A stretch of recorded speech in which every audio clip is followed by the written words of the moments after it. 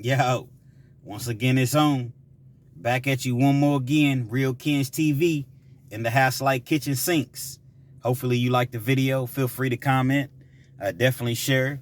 Subscribe to the channel if you're not already subscribed. And hit that post notification. So anytime I bring you this action, this heat, guess what? You're amongst the first to receive. Now, with no further ado, let's get into this evening's video, if you will.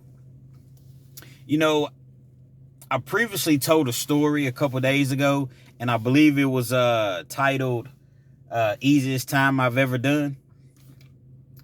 And I talked about serving time at Powell County Jail. Now, Powell County Jail was it's actually called a Class D facility. Now, in the state of Kentucky, they don't always send you to prison because the prisons are so overcrowded that somebody came with an idea to say, you know what, let's keep these inmates that are not serious offenders in the county jail. So they call them Class D facilities, and they're subject to keep you in a county jail instead of sending you to prison. It sucks. It absolutely sucks. Now, don't get me wrong. There are some Class D facilities that are pretty sweet. Now, when I say pretty sweet, meaning that, you know, you can wear your own clothes, you can have your own money. Some of them have contact visits. So, you know, those things right there are major. Now, you have some that just keep you locked down all the time. You just stay locked down. They may have some jobs where you can get out of the cell, but for the most part, you're going to stay locked down, and it's terrible. It's awful.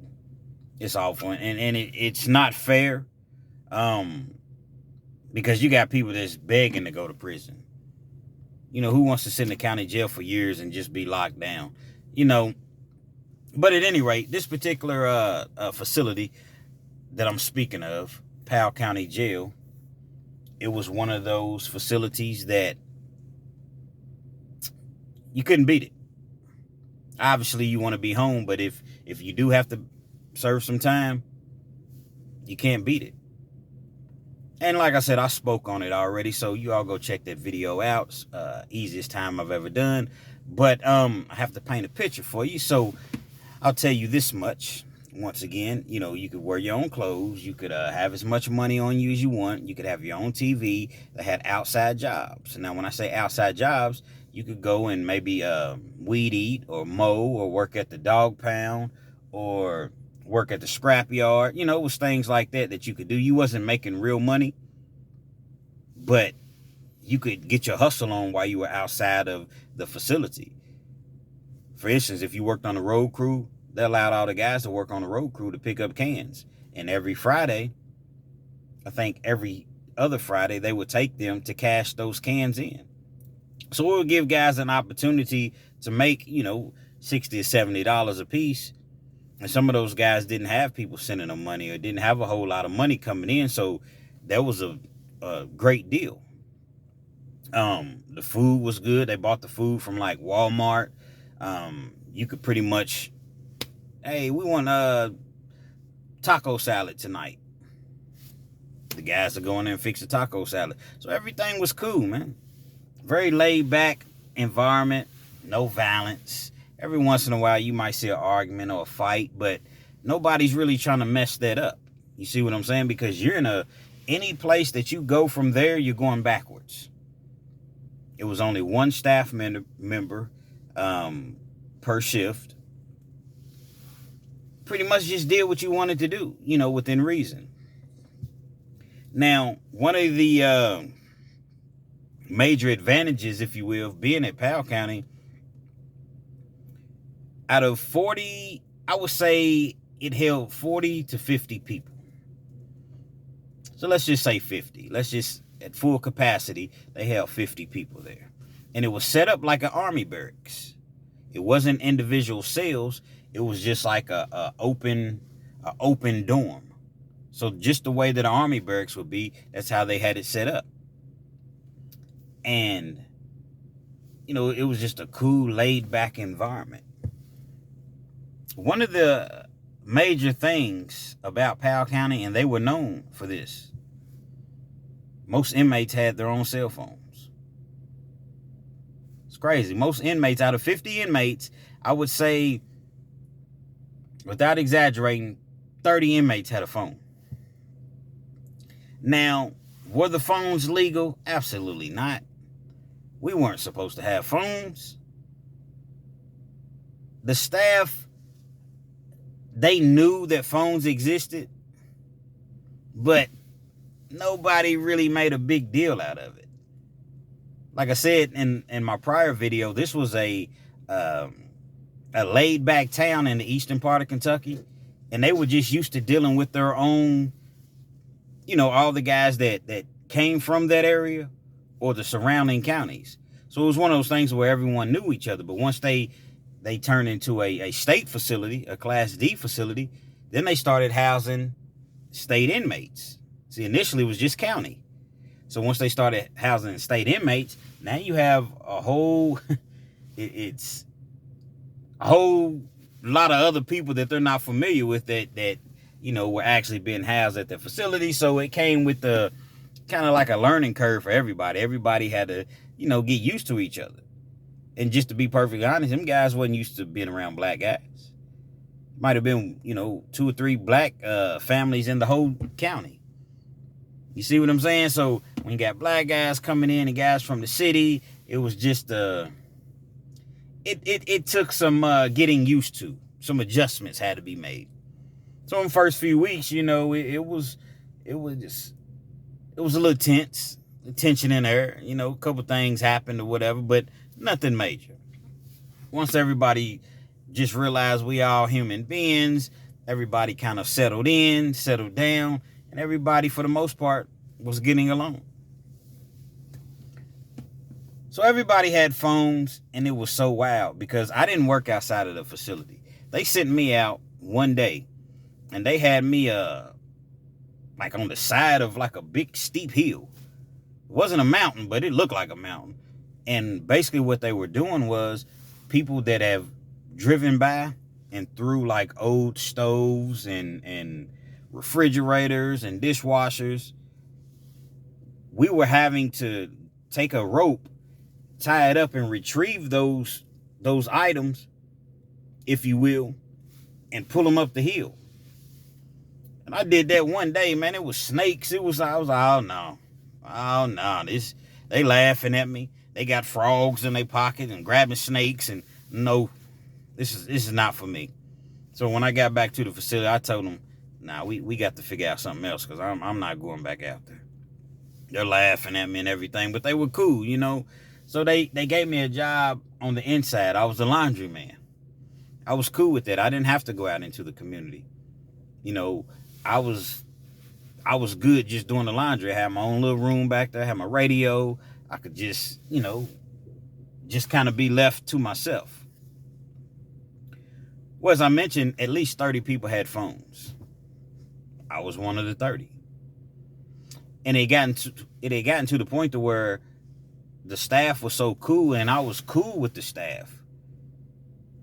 And it wasn't anything like that, but this wasn't a typical jail.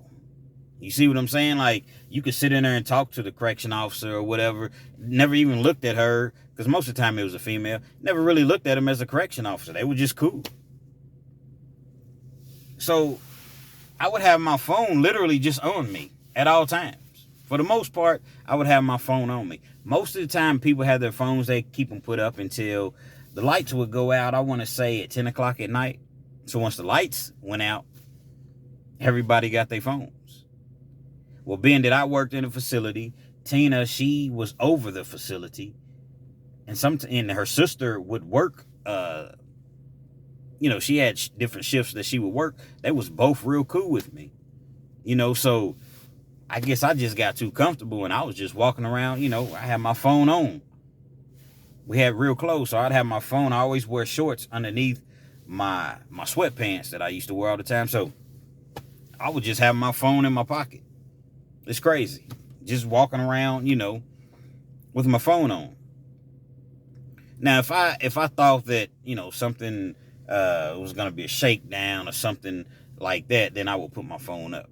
But for the most part, I would have my phone on me. I never will forget, there was a lady named, I forgot her name. But she was the, Dallas ran the actual ship. He was the captain of the ship. He ran everything at the Class D facility. So his niece, her name was Amy. She was a regular correction officer, but it was Dallas's niece. So she would kind of, get beside herself at times. Nobody else really cared about these phones. However, it's always one. She would come in and try to catch us off guard quite often. Now, when I say quite often, it wasn't every week, but it was maybe once every, 6 weeks to 2 months. She would come in and say, "Everybody to the front." Now, when you heard that, you knew it was a shakedown. So when she would come in and say, "Everybody to the front," you had to go to the front of the facility. See, the facility was a former senior citizens building. So it was like when you first come in, you have like the area where the officers at, and that's where you check in at. Like if you're coming to visit someone and there's a door, you open the door, voila, there's the inmates. Very small facility. So when they said everybody go to the front, we would have to go through the front, through that door that I just spoke of, to the front of the building, and they had it was a visitation room. And we would all have to sit in there while they shook everybody down, went through everybody's stuff, took us in the bathroom one by one. They were supposed to strip search us, but most of the time the COs were so cool, they didn't even do that. We'd go in there and they would just act like you took off your clothes, or they might pat you down, something very, very minor, and then you come back out. So Amy, when she would come in and say, "Everybody to the front," everybody hated that voice. And nobody liked Amy. Because like I said, the environment was so laid back, but she was the only person that seemed like she was trying to catch people up.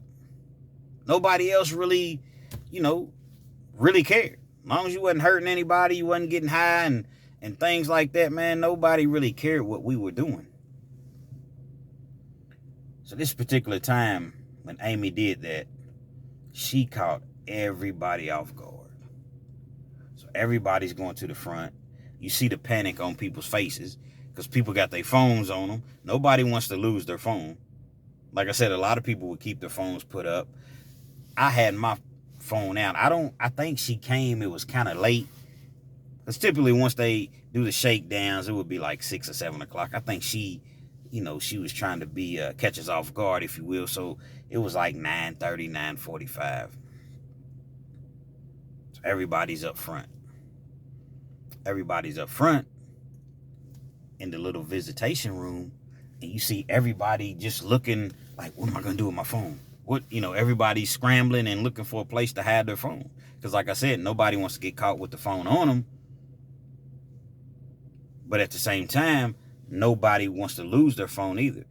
Now, don't get me wrong. There was guys that got caught with their phone on them. And when they did, depending on who you were, they may send you down to the county side for about a week. You go to lockdown for about a week. But the time that I got caught with my phone on me, Tina, she just took it. She just took my phone. No big deal. And her sister ended up giving it back to me. So, everybody's in the front, and the visitation room, it has like a refrigerator, has a stove. It's a kitchen actually. So everything that you would see in the kitchen, that's what this visitation room consisted of. So, guys is moving the refrigerator, trying to hide their phones up under the refrigerator. And the stove, where the little light part is on the stove. You can pull that. It's like a piece you can pull back and stick your phone in there. And I was like, you know what? I got another idea. What I did was they had drop ceilings. So I got a wild idea. I said, you know what? I'm going to put my phone in the ceiling. Just in case they find all of these phones, my phone won't be one of the ones that they found. And I always, took my SIM card out. So if they did find the phone, you can never prove that it was my phone. There's no SIM card in it. So I get a wild idea and I say, okay, I'm going to stand in this chair. Because the whole time that we're in the room, all of the officers, they're in the back searching through all of our things. There's nobody in the room with us. It's crazy because there's another room right beside us.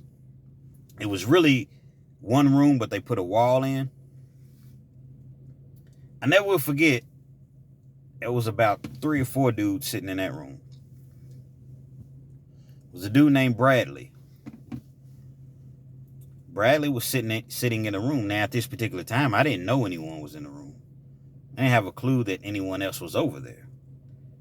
So I stand up in the chair, and, those drop ceilings, you can, kind of put your hand inside, and you can feel, the 2x4s. You see what I'm saying? So it's like, okay, where can I put my phone at? Where can I put it at to where if they look up here, they won't easily be able to get it or find it, but at the same time, I'll be able to know exactly where I placed it at, and I'll be able to come back to my phone. Phones are very, very important in there. I used to sit on my phone talking to my girl 3 or 4 o'clock in the morning, every night, every single night. We text throughout the day. I call my daughter. I call my, my partners. Phone was very vital. So I had already lost, a couple different phones, rather it be shakedowns or, so it wasn't a big deal to get another one, but still you're not trying to lose your phone. So I got my hand up in the ceiling or whatever. And I'm like, okay, I'm going to put my phone right here. So as I lay it on top of the 2x4 that's up in the ceiling, I said, nah, I'm going to put it on the other side because if they reach up here, they're going to feel it. So I'm going to put it on the other side of the 2x4 instead of actually laying it on top of the 2x4. I grabbed the phone, put it on the other side of the 2x4. Problem is, there's nothing there. There's nothing there. I let go of the phone. I hear nothing but psh. That noise that that noise that your phone makes when it hits the ground? So I'm like, oh man, my phone. I didn't know where the phone went at. I'm thinking that it's still in the walls. Lo and behold, the guy Bradley that I'm telling you about is sitting in the room, sitting in the chair, and a phone just falls right out of the sky. Literally, just out of the sky. Busts open. When that happened, the CO that was there, Miss Sue, she wasn't very cool either. She was one of the ones that wasn't, one of the cool ones. She tried to play for cool, come and talk to you, but if she caught you with something, she gonna send you to the other side. She gonna lock you down. She was in the room, but she had turned her head. Matter of fact, I want to say she was on her way out of the room when she hears the noise. She turns and she looks. She sees his phone laying in the middle of the floor. She's thinking that Brad had it. Brad's like, man, I didn't have it. So she was like, well, where did the phone? How do you explain it? There's no one else in the room. Because there had been some other guys in the room, but I guess they had left, so he was the only one still in the room. So if you can't explain, where did this phone come from then? Did it fall out of the sky? That's what she said to him. And he was like, yeah, literally, it fell out of the sky. So she's trying to insinuate that Brad had it, but just accidentally dropped it and it hit the ground and he was exposed for having his phone. So now Brad, man, Miss Sue, she's packing him up, which means You getting your stuff, you packing your bags because you're going to the lockdown side. So she's packing him up. Brad is like, I think somehow he ends up in the same room with us at that point. So he's getting packed up. He's like, man, one of y'all, man, put a phone in the ceiling and they trying to blame me for it. They trying to write me up. So I'm like, whoa. So I'm sitting there and he doesn't know exactly who did it, but I'm quite sure someone would have told him. So he's like, that's messed up, man. You know, I didn't have a phone and I'm going to get locked down. So I said, hold on, man. That was my phone, man. I said, I did it. I didn't mean to do it. I didn't know that there was nothing on the other side of that 2x4. You know what I'm saying? So I'm really not laughing, but the situation is funny. So they call him back in the office. They questioning him about the phone. So I was like, hey, I need to talk to you all. So they call me in the office and I tell him, I say, listen, man, that was my phone. It wasn't his phone. I had the phone. I was trying to hide it in the ceiling. I just basically told him I was trying to hide the phone in the ceiling. I didn't realize that there was nothing on the other side of the phone. So instead of charging him with the phone or instead of, locking him down or whatnot, that was me. He didn't have anything to do with it whatsoever. It was it was an accident, but that's what happened. So, I went in, I told them or whatever, and they were going to lock me down. But Miss Tina came and she saved the day. Miss Tina was the one I said earlier that she wasn't over the entire facility, but she was like next in line to Dallas. So they went in and they talked it out, and it was like, well, he was honest and he was accountable for his actions or whatever. So nevertheless, they didn't lock me down. And that's pretty much what happened. I lost my phone, and it probably wasn't, I don't know, a day or two later, I had another phone. Because we used to buy like the little cheap Go phones. They were like $30, something like that. And I would have like the free nights and weekends or whatever. So a day or two later, I had another phone, and I'm sure that I lost that phone just as well and had to replace that. But it's just another crazy story about the Powell County Jail. The thing about Real Kens TV, all of our stories are not gruesome stories. All of our stories are not, people getting beat down and people getting raped and things happening to people in the showers because, to be honest, I didn't see a whole lot of that. Does it happen? Yeah. Haven't seen anyone get raped or anything like that, but everything is not a gruesome story. And I guess there's a message in every story that I tell. With the exception, with the obvious, don't have a phone in jail. But the lesson, I had to be accountable for that. Because I could have let this man get locked down and not said anything. And now there's some type of, harsh feelings. I'm the one that had the phone. I'm the fool that put the phone, thought that it had a landing spot on the other side and it didn't. So I had to hold myself accountable for my actions. I knew what I was doing when I got the phone. I knew that, there's an opportunity, there's a chance that I might get caught. And when I least expected it, I had to step up and say, hey, it wasn't Bradley's phone, that was mine. I did that. So I guess that would be the lesson learned, if there was a lesson to be learned in this situation. But Powell County Jail, I tell you what, Stanton, Kentucky. That's where it's located at. In Powell County Jail, I don't miss jail whatsoever. You'll never hear me say that I miss jail, and I'll never feel that way. But I tell you what, that was the closest thing to being home without being home, that Powell County Jail. I made so much money in that jail, I'm sending out $300-$400 every week. I'm sending it out. Easily. Real Kens TV. Hopefully you like the video. Feel free to comment. Definitely share. Subscribe to the channel. If you're not already subscribed, hit that post notification. Anytime I bring you this action, this heat, guess what? You're amongst the first to receive. Real Kens TV. More stories from Powell County Jail on the way. And best believe I have plenty more stories about Powell County Jail.